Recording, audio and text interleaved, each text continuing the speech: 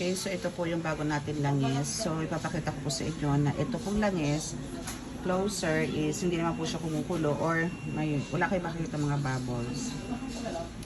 Pero once na hawakan ko po yan, magkakaroon po yan ng bubbles. So, ito po is considered na pangkalahatan din po to. Pero ihahalo ko pa rin po to sa langis na yung ganito po. Ay, ito pala. Pangkalahatan. Okay, so ihahalo ko po yan. Bali, magiging 3 na po ang panggagalingan. Okay, so hawakan ko na po. Actually, bumubula na nga po siya. Wala pa man din.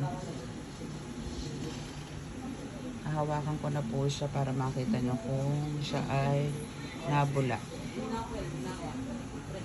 So, ayun, meron na po sa mga ibabaw. Kung makikita dito sa ibabaw, meron na siya.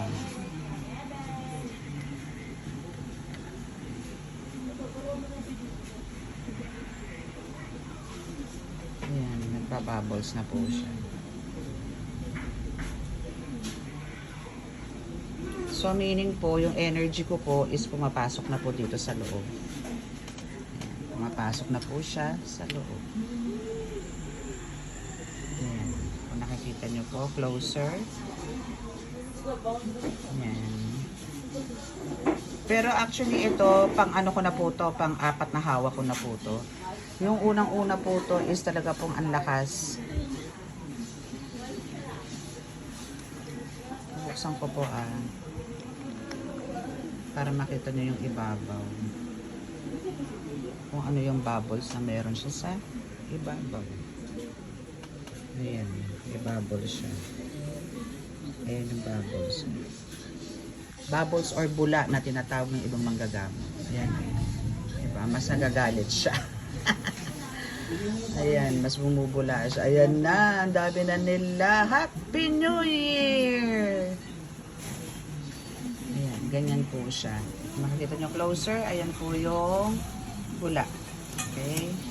So, ito po is napaka the best considered as malakas po itong pantaboy ng mga masasamang spirito talaga sa bahay.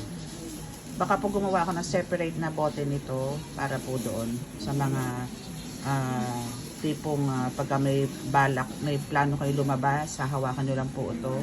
Na tipong kahit isang bubbles lang po ang makita ninyo is hindi po kayo pwedeng matuloy sa kung saan nyo po kayo pupunta.